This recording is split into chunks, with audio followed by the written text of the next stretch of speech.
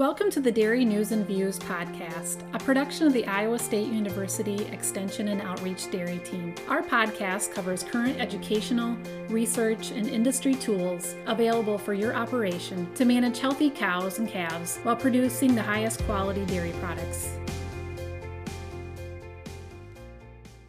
Thanks for joining us today on the Dairy News and Views from the ISU Dairy Team. I'm Fred Hall, Northwest Iowa Dairy Field Specialist, and I'm here with Jen Bentley, the Northeast Iowa Dairy Field Specialist, as we discuss today's topic. Welcome back to the podcast, Jen. Well, it's great to be back, Fred. Thanks for joining on this podcast as well. So I think we'll have a good discussion talking about dairy records today. This week, we invited Greg Pallas, the manager of User Support Services with Dairy Records Management System there at Iowa State University, to a monthly webinar series to highlight dairy reports that can be used to help understand how our dairy farms' management practices affect production, quality, and health of herd. Greg, just a few years ago, we were at Iowa State together. Well, maybe it was quite a few years ago. You've been helping dairymen at DRMS for 39 years, I understand. Greg, welcome to the podcast. Thank you for the invitation, and I'm glad to be part of your podcast and yesterday's webinar.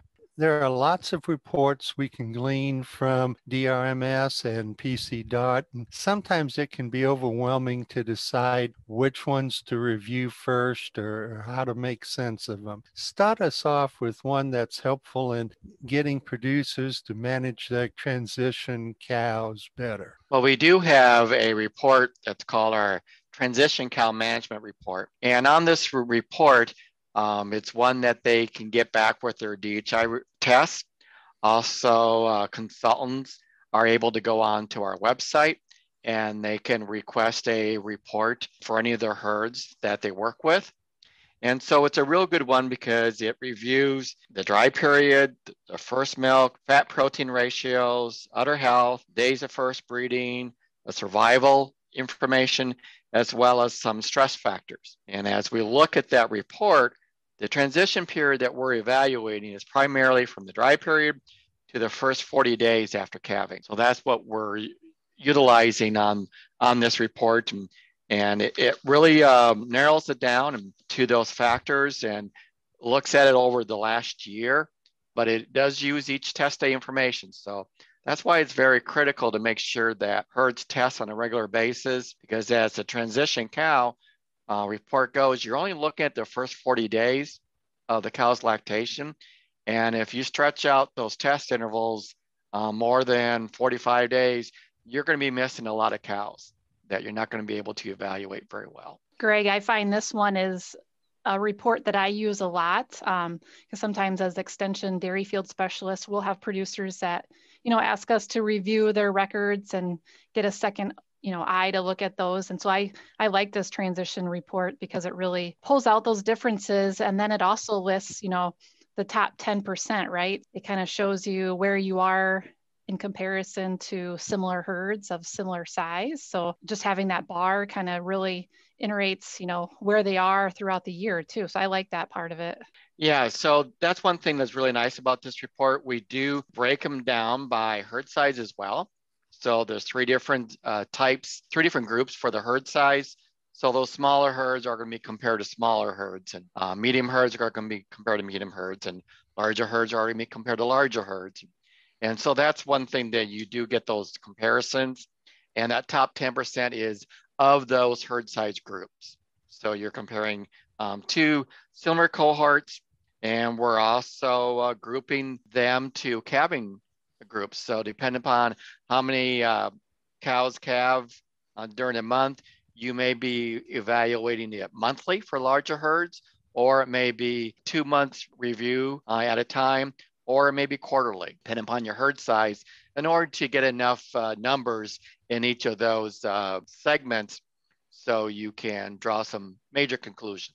Yeah, the other one in there too that, Fred, I don't know if you use this one too in that transition cow report, but that survival rate in that first 60 days, I think that's a really important number as we take a look at, metabolic challenges. If we see cows are leaving the herd at a higher rate during that time, you go back to your transition cow management, what's going on either with facilities or nutrition. And it's a good conversation to have with your nutritionist and your veterinarian as you take a look at that. So again, that's another piece of that transition cow report that I point out a lot too. And because there are so many parts of that report, we can look at the dry periods, and then we move forward at 6 months and we start seeing issues. Gives us a place to look. Okay, were we having some cows with really short dry periods? Were there some breeding issues and they were having 100-day dry periods? It really gives us places to check the box and say, okay, this is a potential problem. Correct. And that's one thing that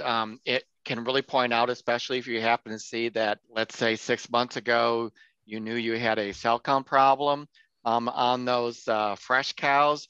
And then lo and behold, 4 months later, or 5 months later, you start having a repo problem. It all gets connected. Cell count a lot of times can be the instigator of other problems that you may see in a herd.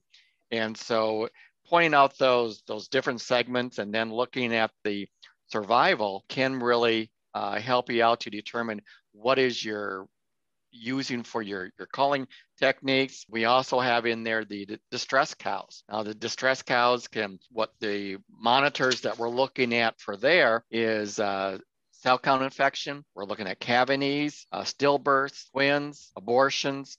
And then for the second and greater lactation cows, we're looking at abnormal dry periods. So those are some of the stress factors that can lead to potential culls. At the end of the report, we do list cows that calve recently that may be one of those key elements that we reviewed earlier to make sure that she doesn't get culled in the first 60 days. Now, I'm going to reiterate a point you made early on this morning. The first milk graph tells us a lot, but we have to remember that if you've stretched your test period out to 60 days, you're really missing a lot of information. And I know there's some cost factors there, but for the information that you can have, it really doesn't seem to pay to stretch it out any farther than, maybe that 40, 45 days at most. Right, because we're only evaluating those cows in the first 40 days calving. So if you stretch your test intervals out to 60 days,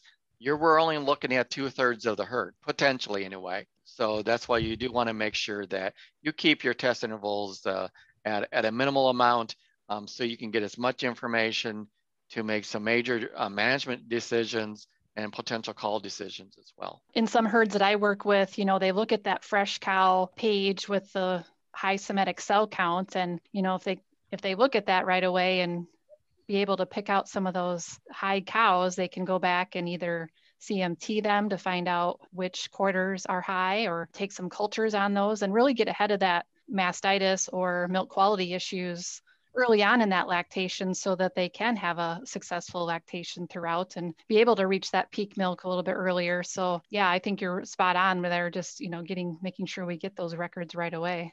And one thing that's really nice about the transition cow report, if you do happen to see that you've got a cell count problem and you want to dig down a little bit deeper, the other report that we discussed yesterday in our webinar was our Udder Health Monitor report. And that really allows you to dig down deeper, trying to determine where in the last year was your problems.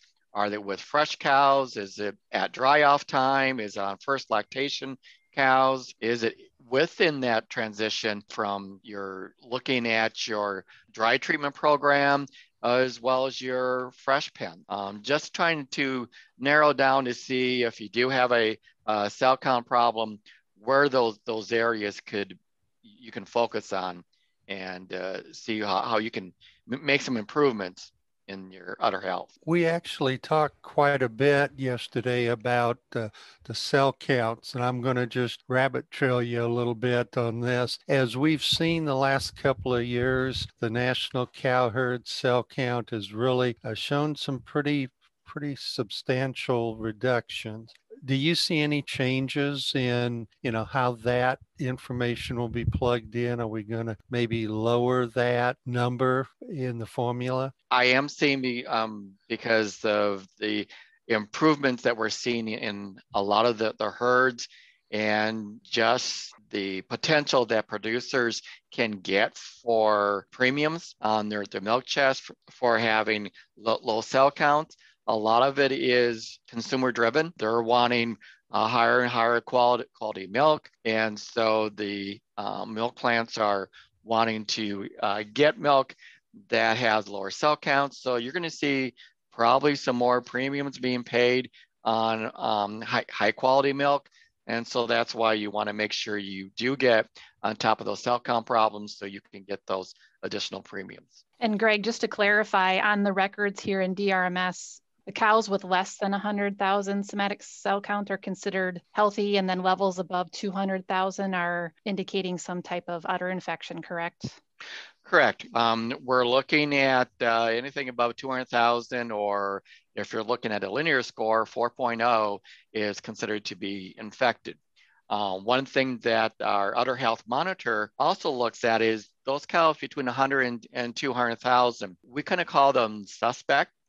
And so we do have a couple of graphs on that report that highlights those suspect cows, just to give you an idea if you're getting close to maybe some problems arising down the road. And so we do have an additional breakout to help determine if you do have a large number of suspect cows that hopefully won't turn into infections, but you can monitor that as well. There's two other parts that I was really interested in, as with a lot of the reports, breaks it to first calf and first lactation and then older cows, which really points to differences on what's coming into the milking line. But then kind of walk us through the percent cures and new cases concepts. Okay, so one of the sections that we're looking at, we're looking at cures from current tests and also compared it to the previous tests. So we're looking at cows that cure would be a cow that last test was above 200,000 and this test is below. So that would be considered as a cure. We also have in there as far as they are dry off. So a cow that right before she was dried off on her prior lactation was above 200,000. And now on her first test on her next lactation, she was below. So that would be a cure. So that would be an indication that the dry cow treatment did work. And so if you are seeing that would be a good indicator. You mentioned as far as the first lactation cows and older cows, we do have in here as far as the infections on first lactation cows fresh. And so you can see if there is a difference between if it's a dry treatment problem or if it's a calving problem. Both your first lactation and older cows are high infection rate, then it's probably a calving pen problem. If you're seeing that the first lactation cows are coming in clean and you don't have a problem with them freshening, but your older cows, you do have a problem freshening with infections, then that may lead you to believe that possibly your dry cow treatment isn't working or something along that line. So it is nice to break them up by lactation groups and also trying to determine if your dry cow treatment is working or not. Yeah, I find that's one I use a lot as well, is that looking at that graph, and you probably can't do it within the DMRS reports, but within PC Dart, if you took that same graph, you're able to kind of move those crosshairs depending on your goals for your farm. And then also being able to, if it's broken out by lactation, click on each of those little dots and be able to kind of pinpoint the cows. And obviously, if you get into some bigger herds, you're going to have a lot of dots on that graph, but you can really kind of start to narrow things down.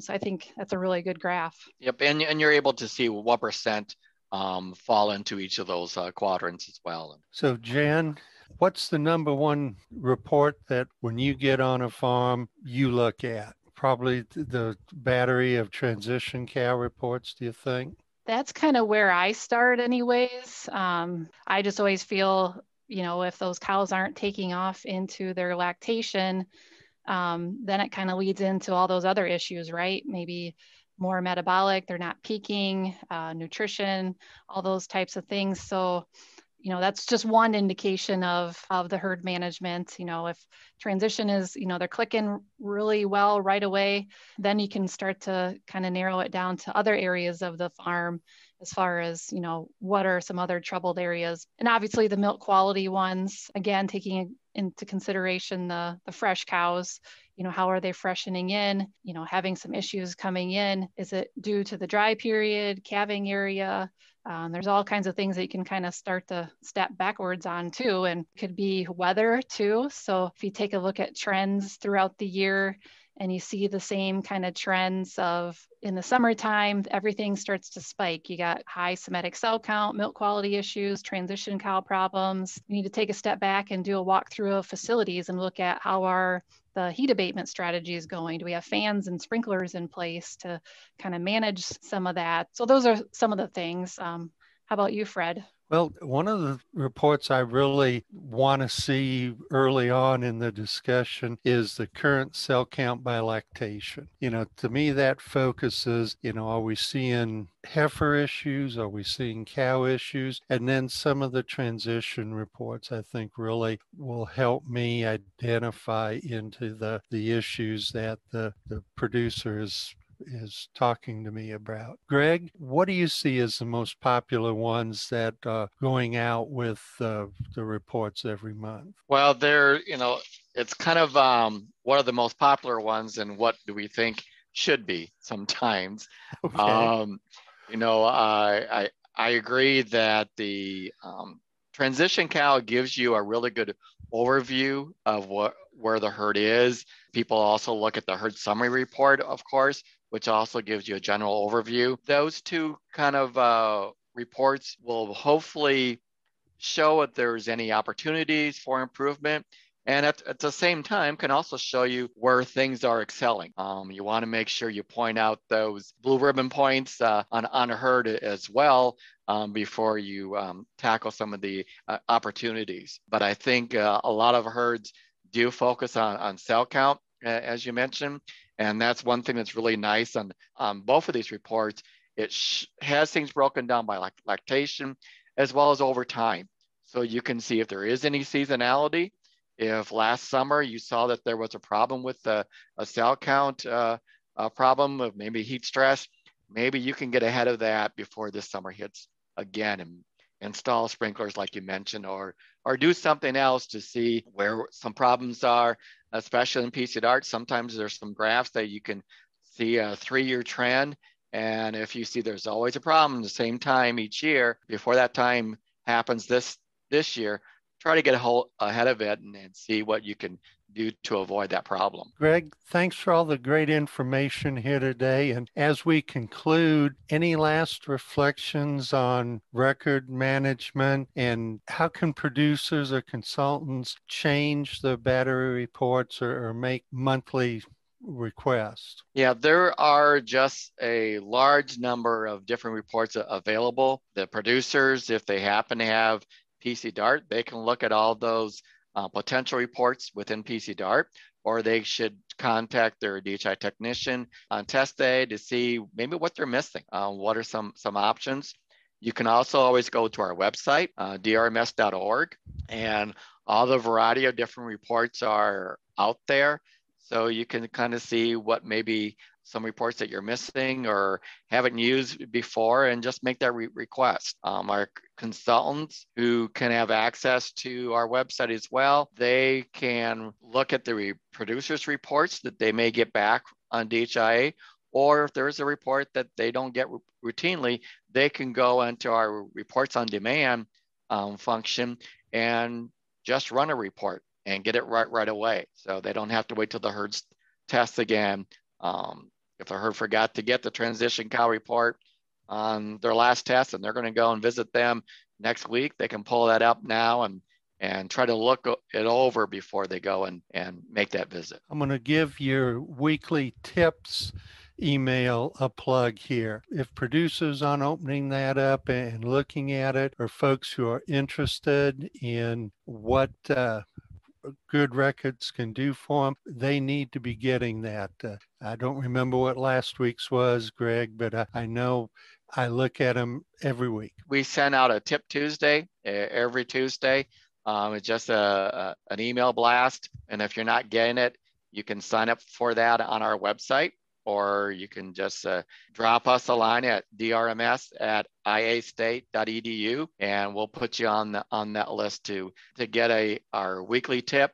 Most of them are piece of art related, but every once in a while there may be about the DHI reports as well. I do want to note that the webinar you presented this week on our ISU monthly dairy webinars will be posted on our Extension Dairy Team website, and we'll include the link with this recorded podcast to those who further viewing and interpretation. Thanks for being on this podcast today, Greg. Well, thank you for the opportunity for today, as well as the webinar that we had, and I enjoyed it and look forward to working with you again. Thanks for joining us today, and we look forward to visiting with you on the next Dairy News and Views from Iowa State University Dairy Team. This institution is an equal opportunity provider. For the full non-discrimination statement or combination inquiries, go to www.extension.iastate.edu/diversity/ext.